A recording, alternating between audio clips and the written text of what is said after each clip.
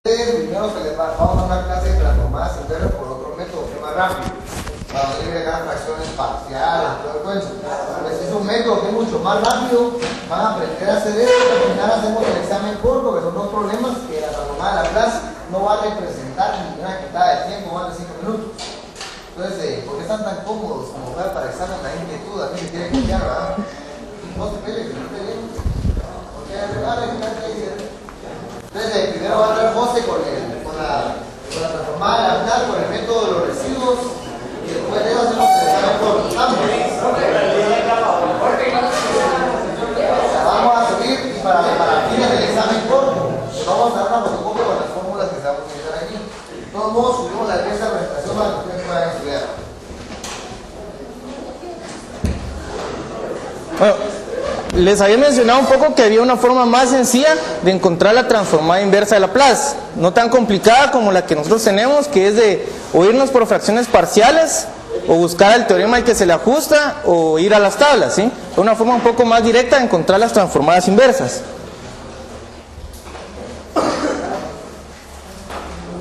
Entonces, nosotros tenemos la transformada de Laplace.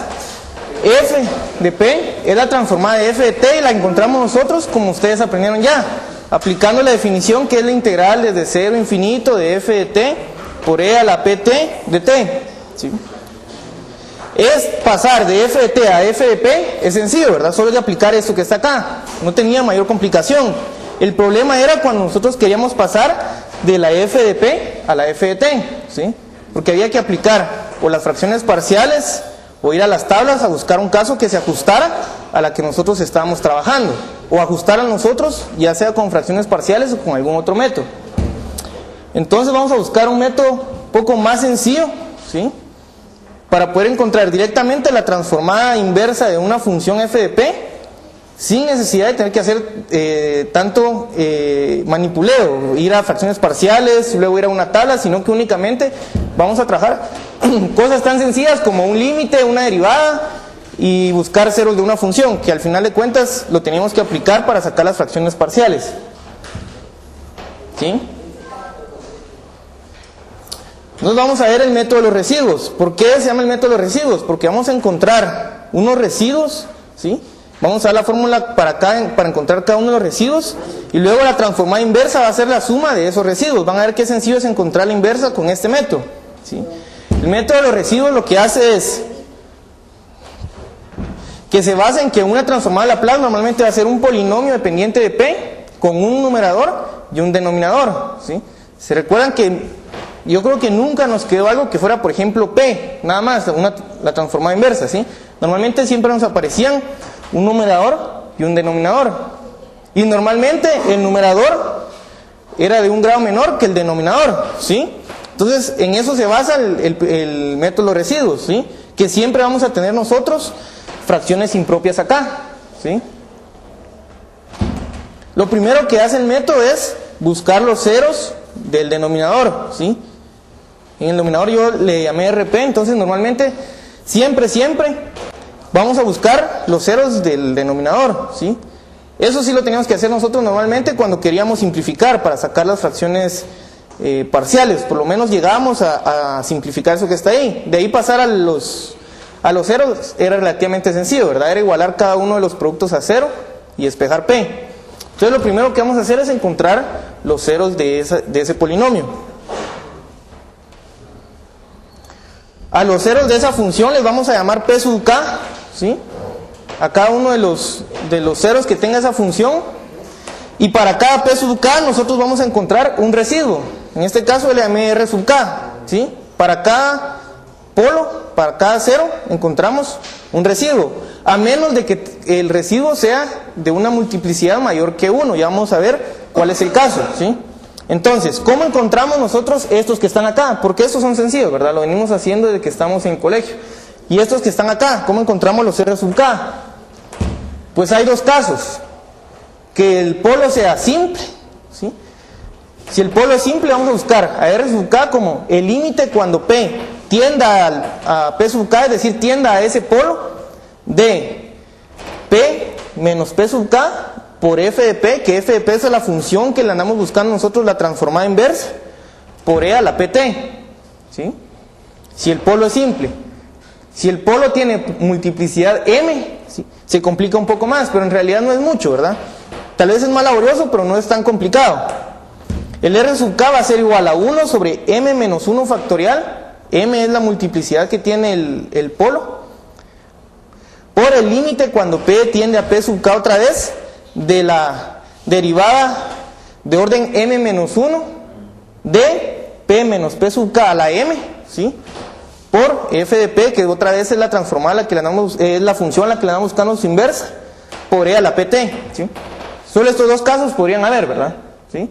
Que sea simple o que tenga multiplicidad mayor que 1, ¿sí? De todos modos, aquí les tenemos esta, ¿sí?, para que les sirva para el examen de una vez, ¿sí?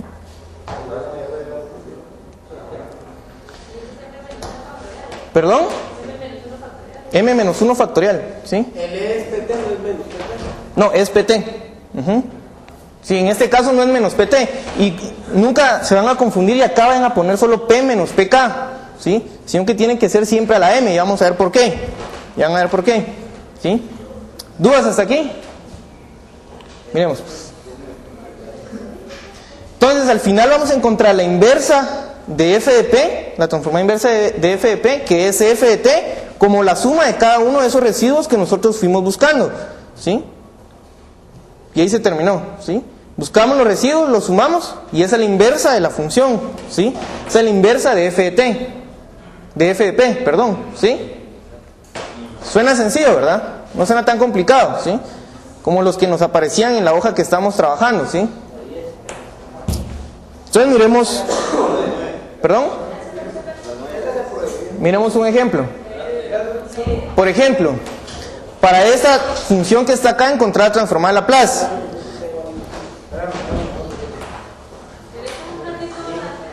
¿La anterior?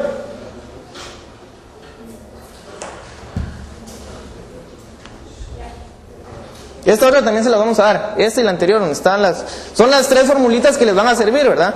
Cómo buscar los residuos y cómo encontrar la inversa, que al final es sumar los residuos nada más, ¿sí? Pero ahí no nos dan lo de hielo, prima. No, porque esta es para encontrar una transformada inversa. Para encontrar la solución de una ecuación diferencial, aplicar lo mismo. Le aplicas la plaza a toda la función, desarrollás hasta que logres dejar y de p igual a algo, y a eso que le apliques la inversa, ya usas este método, ¿sí? Este método es solo para encontrar la inversa, ¿verdad? No es para otra cosa, ¿sí? El resto del proceso sigue siendo el mismo. Este parece sencillo, ¿verdad? Este es un poco sencillo, ¿sí? ¿Qué era lo que hacíamos primero? Según el método de los residuos, ¿qué era lo primero que teníamos que hacer? Los ceros del denominador, ¿verdad? Los ceros de p cuadrado más 3p más 2. ¿Cómo podríamos escribir eso que está ahí? P más 2, p más 1, y los ceros de la función serían menos 2 y menos 1, ¿verdad? Entonces, los ceros de R de P van a ser P1 igual a menos 1 y P sub 2 igual a menos 2, ¿sí? En este caso solo teníamos 2. Los dos son polos simples, ¿sí? No están repetidos. Entonces aplicamos el caso 1 para cada uno de los polos, ¿verdad? Para encontrar el residuo. Miremos para el primero, ¿sí? Como los dos son de multiplicidad 1, ¿sí? Aplicamos esta, ¿verdad? La sencilla. Para P sub 1 igual a menos 1, ¿qué teníamos? Decía, el residuo sub K va a ser igual al límite cuando P tienda a P sub K, en este caso va a ser cuando P tienda a menos 1, de P menos P sub K, en este caso es P menos menos 1, por f de P, que era la función a la que nosotros estamos buscando el inversa, por E a la pt. Esto nos quedaría, R sub 1 va a ser el límite cuando P tiende a menos 1, de P menos menos 1, por la función que era 3 partido P cuadrado más 3P más 2, por E a la pt, ¿sí?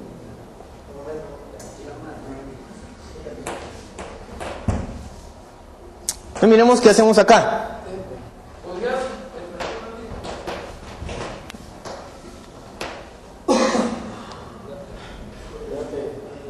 ¿Sí? ¿Estamos? Miremos qué hacemos. Lo que está abajo lo podríamos escribir, como bien decían ustedes, como P más 1 por P más 2, ¿sí? Y el P menos 1 lo puedo escribir como P más 1, ¿sí? Entonces esto me quedaría el límite cuando P tiende a menos 1 de P más 1 por 3 partido 3, P más 1 por P más 2 por E a la PT. Pero el P más 1 que está multiplicando con el que está dividiendo yo los puedo eliminar, ¿sí?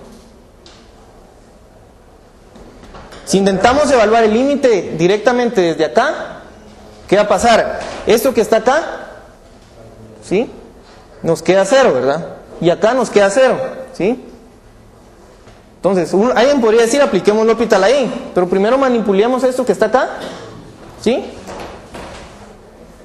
Para ver si directamente se puede resolver el límite, ¿verdad? Sin necesidad de tener que caer al L'Hopital. Entonces, ¿cómo nos va a quedar eso? El límite de cuando P tiende a menos 1 de 3 partido P más 2 por E a la PT, ¿sí? Y ese límite es sencillo de evaluar, ¿verdad? ¿Cuánto nos va a quedar? ¿Sí? 3, abajo nos va a quedar, cuando P tiende a menos 1 nos va a quedar 1, ¿sí? Nos va a quedar 3 partido 1 por E a la menos T, eso es 3 por E a la menos T, ¿sí? Tenemos ahí ya el primer residuo, ¿sí? ¿Estamos? ¿Dudas con este? ¿Sí? No tuvimos que usar L'Hopital, ¿verdad? Después del arreglo que hicimos no tuvimos que usar L'Hopital para encontrar el límite que está ahí. ¿Perdón? Miremos el siguiente. Para P sub 2 igual a menos 2 tenemos el límite cuando P tienda a menos 2 de P menos menos 2 por la función por E a la PT. Otra vez, si evaluamos el límite directamente acá, como menos 2 era un polo de esto que está acá, acá vamos a tener 0 y acá tendríamos 0, ¿verdad? ¿Sí? Otra vez, arreglemos primero esto para poder evaluar el límite. Arriba vamos a tener P menos menos 2 es P más 2 por la función que ya sabíamos que la podíamos escribir como 3 partido P más 1 por P más 2. Y el P más 2 de arriba y el P más 2 de abajo, otra vez los podemos eliminar y nos va a quedar el límite cuando P tienda a menos 2, ¿sí?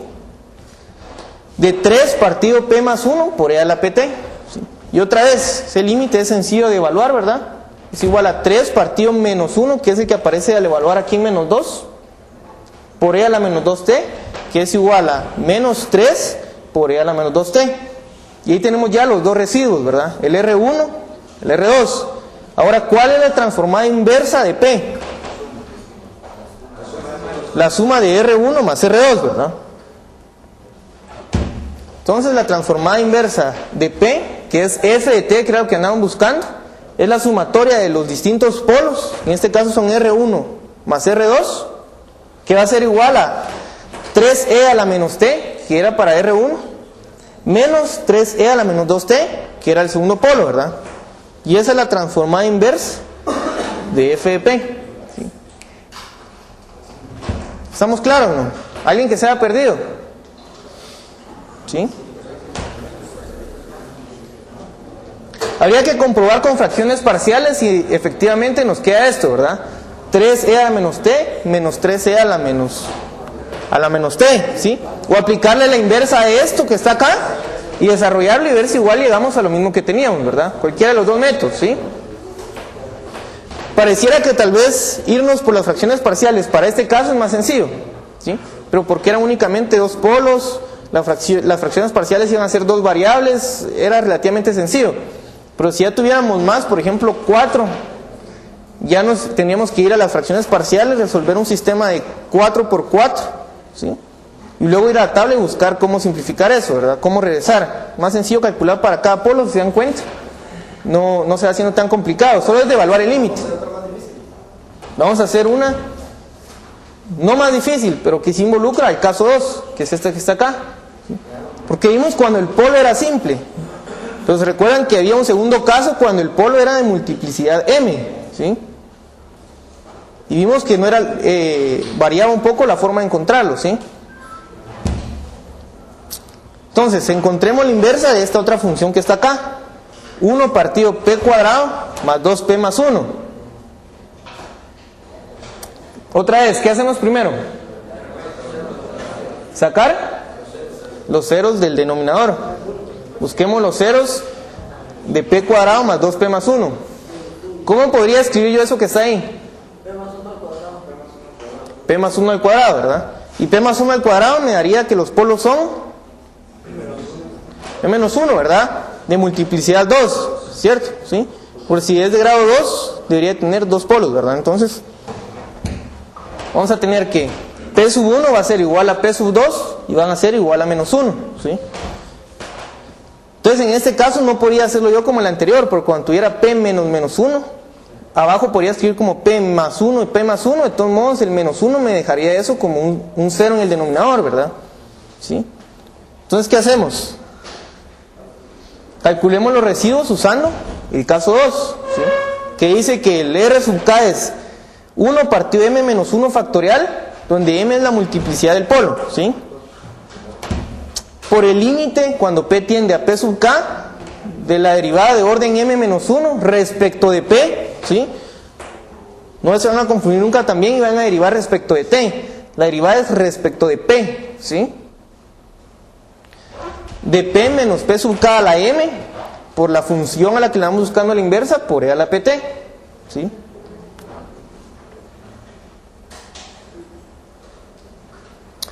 Entonces, para p sub 1 igual a p sub 2 igual a menos 1, con m igual a 2, porque esta es de multiplicidad 2, tenemos que R1 va a ser igual a 1 partido m menos 1 factorial, 2 menos 1 factorial. Cuando p tiende a p sub k, en este caso es menos 1, de la derivada de orden m menos 1, que en este caso nos va a quedar la primera derivada, ¿sí? Por p menos menos 1, y lo que les decía, nunca se les va a olvidar elevarlo a la m, ¿verdad? Porque ese es el truco que aparece acá para que no nos quede abajo otra vez el mismo polo. ¿Perdón? Cuando estás sacando el polo, si tenés n veces la misma raíz, significa que es una de multiplicidad n. En este caso nos quedaban 2 con menos 1, significaba que era un menos 1 con multiplicidad 2. ¿Sí? ¿Estamos? ¿Sí? Entonces, ¿cómo nos va a quedar esto que está acá? 1 partido 2 menos 1 factorial, nos va a quedar 1 partido 1 factorial. Por el límite, cuando p tiende a menos 1, de la primera derivada de p más 1 al cuadrado, por 1 partido p al cuadrado más 2p más 1 por e a la pt, ¿sí? Esto que está acá, ¿sí? Otra vez, ¿cómo puedo escribir yo esto que está acá? Como p más 1 al cuadrado, ¿verdad? Que fue lo que buscamos para encontrar nosotros los polos. Entonces, esto que está acá, lo puedo volver a reescribir como esto que está acá, ¿sí? ¿Por qué eliminé esto de acá? Porque 1 partido 1 factorial es 1, ¿verdad? Factorial de 1 es 1, entonces para no ir acarreando más términos, ¿sí? Tenemos el límite cuando p tiende a menos 1 de la primera derivada de p más 1 al cuadrado por 1 partido p más 1 al cuadrado por e a la pt, ¿sí? Como tengo p más 1 al cuadrado multiplicando y p más 1 al cuadrado dividiendo, los puedo eliminar y se dan cuenta, ahí otra vez eliminé el problema de que el polo me quedara, me estuviera afectando, ¿verdad? Que me pareciera un 0 arriba o un 0 abajo, ¿sí? Entonces me queda el límite cuando p tiende a menos 1 de la derivada de e a la pt, que eso va a ser igual al límite de t, recuérdense que estamos derivando respecto de p, ¿sí? Derivada de e a la pt respecto de p, t por e a la pt, ¿sí? Y evaluamos el límite cuando p tiende a menos 1 en ese punto. Así es, ¿sí? Lo que le queda de simplificar esto que está acá, a eso le aplica la derivada. Y luego a lo que le quede de la derivada le aplica el límite, ¿sí? Nos queda t por e a la pt cuando p tiende a menos 1. Eso es igual a t por e a la menos t, ¿sí? ¿Se dan cuenta que es esto que la transformada de esto que está acá? ¿Qué era? La transformada de t, solo que desfasada en menos 1, ¿verdad? Y esa era la transformada de t ¿Que era cuánto? Transformada de T. 1 sobre P sobre S al cuadrado sobre la variable que estamos trabajando. Desfasada en menos 1 nos iba a quedar más 1 al cuadrado, ¿verdad? ¿Sí? Que era el que teníamos al principio. Pareciera que para esto otra vez hubiera sido más sencillo, mejor desde el principio, ver que era un desfase, ¿verdad? Pero esta porque es más sencilla, ¿verdad? Era para ejemplo. Pero ya cuando vuelven a aparecer unas más complicadas, en lugar de aplicar fracciones parciales para cuadráticas, para cúbicas, incluso nos aparecieron para de orden 4, creo yo, ¿verdad? Por ahí hay una de orden 4, ¿sí? Ahora aplicamos esto que está acá, ¿verdad? Lo que sí es que íbamos a tener que sacar la tercera derivada, ¿verdad? Si teníamos multiplicidad 4, íbamos a tener que aplicar la tercera derivada, ¿verdad? ¿Sí? Pero derivar relativamente es más sencillo que ponerse a estar trabajando un montón de ecuaciones. Es la segunda derivada, ajá, ¿sí? Dependen de m, ¿verdad? Como es m, la derivada de orden m menos 1, dependiendo del... hubiera sido la segunda derivada. Hubiera sido la segunda derivada, ajá. ¿Sí? ¿Sí? ¿Dudas? ¿Dudas? Se dan cuenta que son bien sencillos, ¿verdad? Solo es de aplicar la formulita que está ahí y luego sumar los residuos y estamos. En este caso ya no los sumamos porque era únicamente este, ¿verdad? Esa es la transformada inversa. Ahorita voy.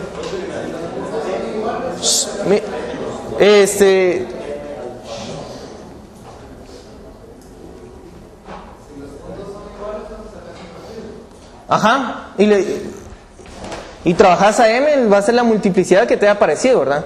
Si tenés 5 iguales, sacás 1 pero con m igual a 5 y aplicás el caso en el que m es igual a 5, ¿sí?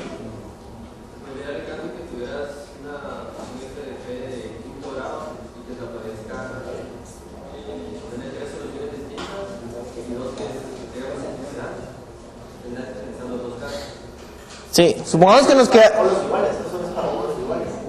¿Perdón? Por eso le digo, para cada polo uno va al caso que le toca. Si el polo es simple, aplicamos el primer caso. Si el polo es de multiplicidad de m, aplicamos el segundo caso, ¿sí? No importa que de una misma función nos hayan aparecido un simple y uno de multiplicidad de m.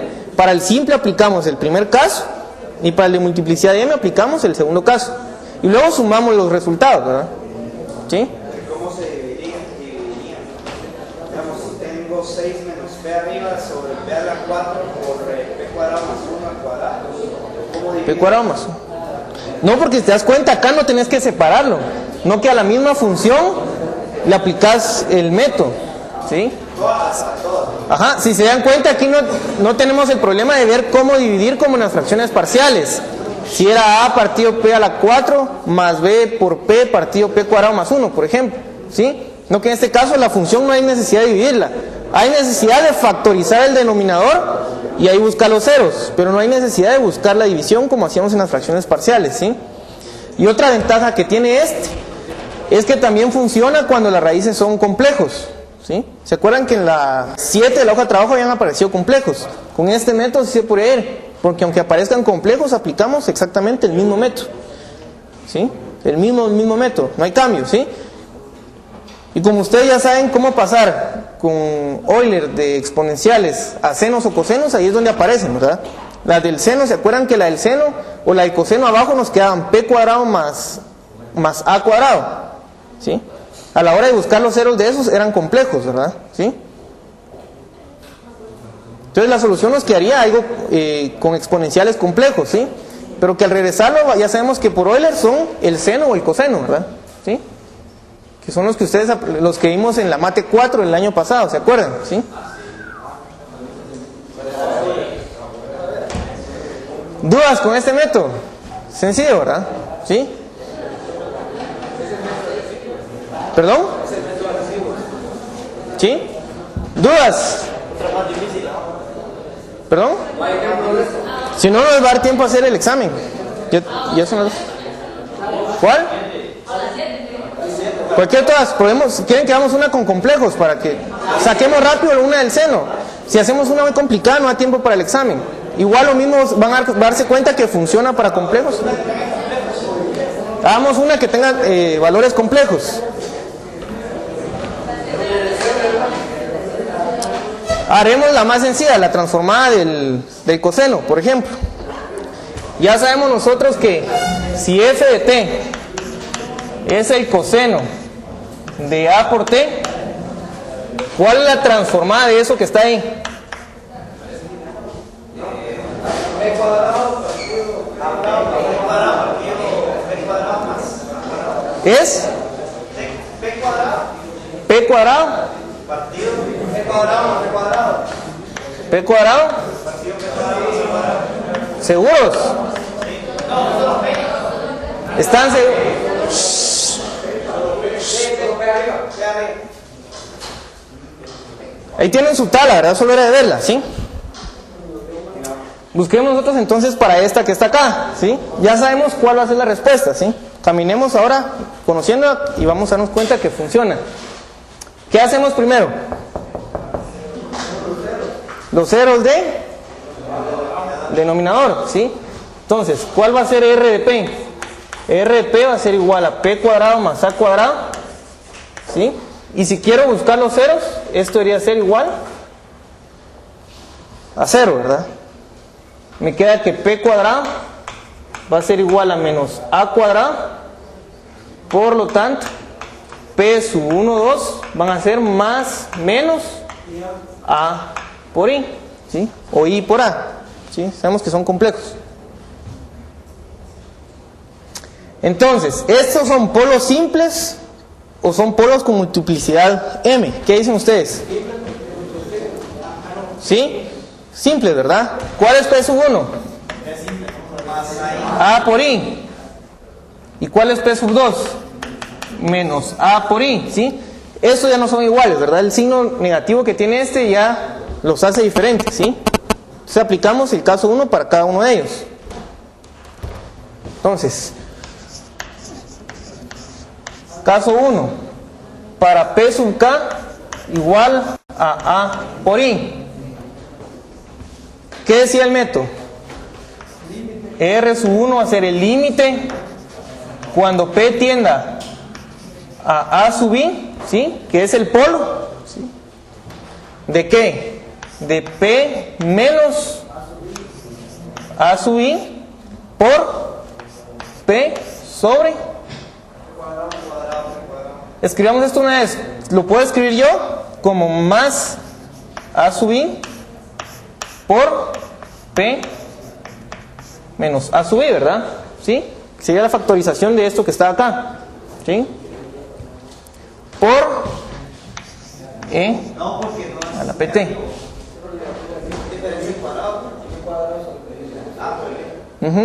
Por la I, ¿sí?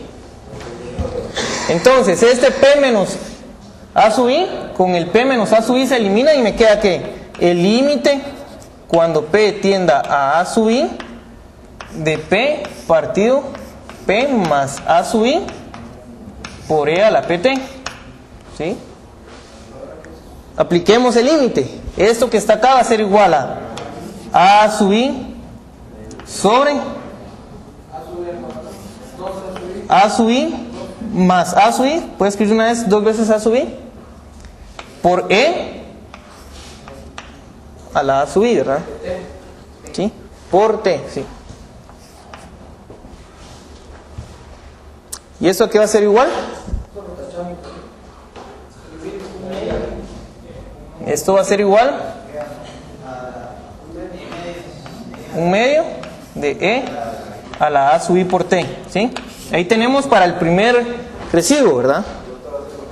Ahí tenemos el primer residuo. Vayamos al segundo. Otra vez es un polo simple. Volvemos a aplicar el caso 1, ¿sí? Cuando P sub K vale menos A por I, ¿sí? ¿Qué nos va a quedar entonces? R2 va a ser el límite cuando P tienda a menos A sub I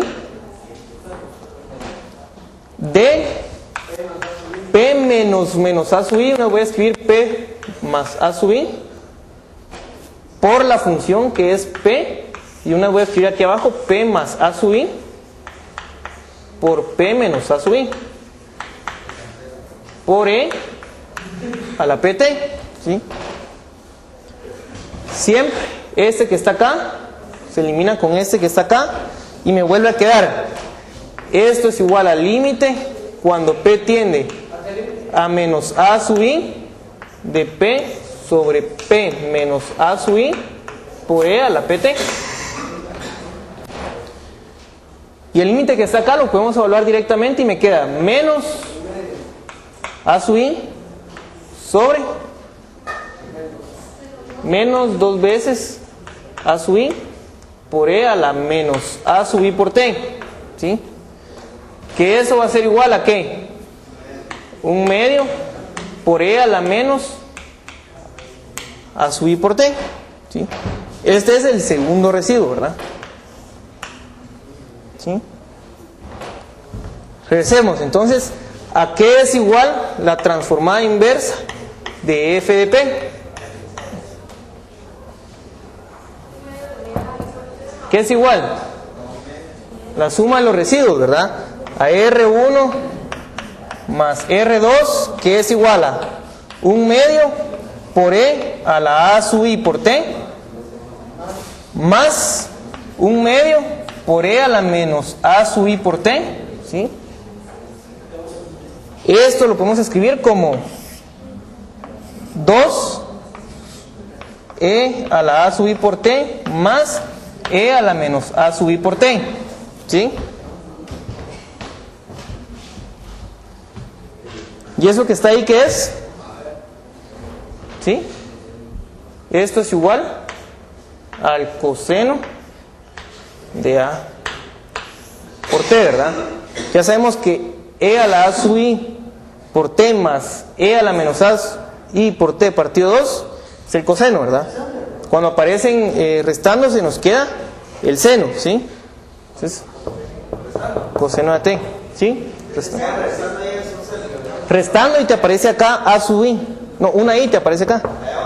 Y eso es el coseno, ¿verdad? ¿Sí? Sigue funcionando aunque sean complejos. Lo único que nos va a dejar notación de este tipo, ¿verdad? ¿Sí? Pero ya sabemos nosotros por Euler que eso lo podemos pasar a cosenos o a senos, ¿verdad? ¿Estamos? ¿Alguna duda? Otra vez, pareciera que este es más complicado, pero porque este lo teníamos en tabla, ¿verdad? Pero sacarlo solo a pie está complicado, ¿sí? No, por fracciones parciales no íbamos a salir, porque nos aparecían raíces complejas, ¿verdad? ¿Sí?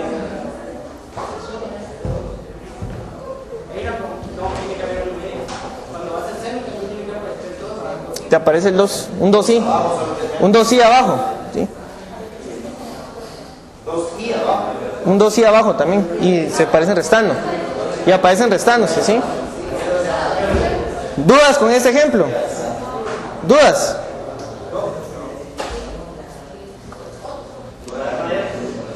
No. Solo su tabla de transformadas y la hoja que les vamos a dar, ¿verdad? Saquen una hoja y le ponen su nombre, ¿sí?